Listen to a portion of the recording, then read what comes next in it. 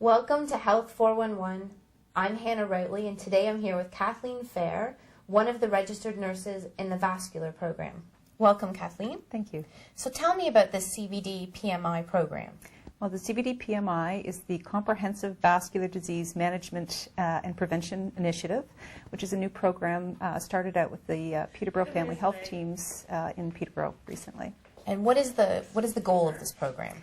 We're trying to identify patients or people who have vascular disease who may not know that they've got it. And if we do find it, we help treat and educate about.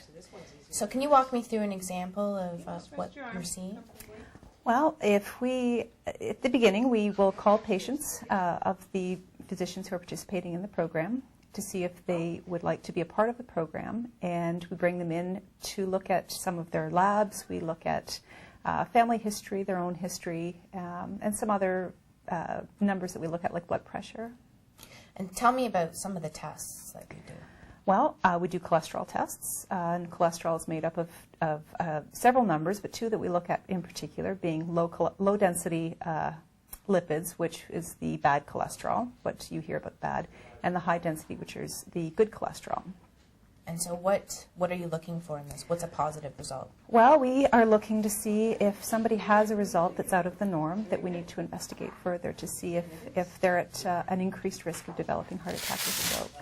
And what are some things that would cause someone's cholesterol to be good or bad? Lifestyle certainly plays a role, although it's not as great a role necessarily as genetics can be. So that's why we take a really close look at family history as well. Can you give me a specific example of some patients that you've seen? Well, we've had patients, for instance, last week we had a gentleman come through who we enrolled the same way. We called and he came in, had no symptoms of anything, did blood pressures, did cholesterol levels, the family history, and came out at the end of it all with nothing that was terribly elevated. So we would just go through lifestyle changes and anything that needed to be addressed, like his diet, if he wanted help with arranging his diet in a better way.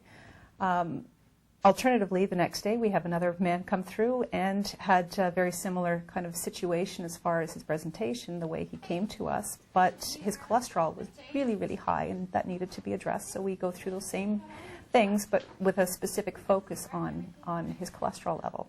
So for someone in that situation with a higher number, what are the next steps for that person? Well, we certainly monitor. We give them very specific information and education about lifestyle management.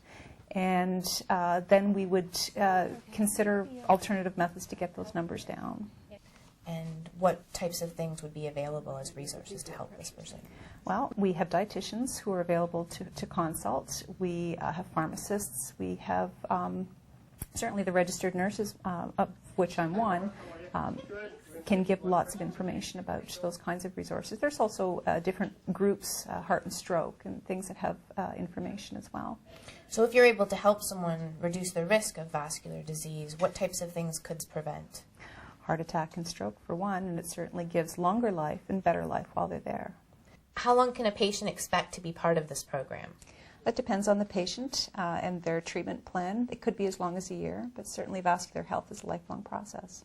Well, thank you so much for joining us today. You're welcome. And we'll see you next time on Health 411.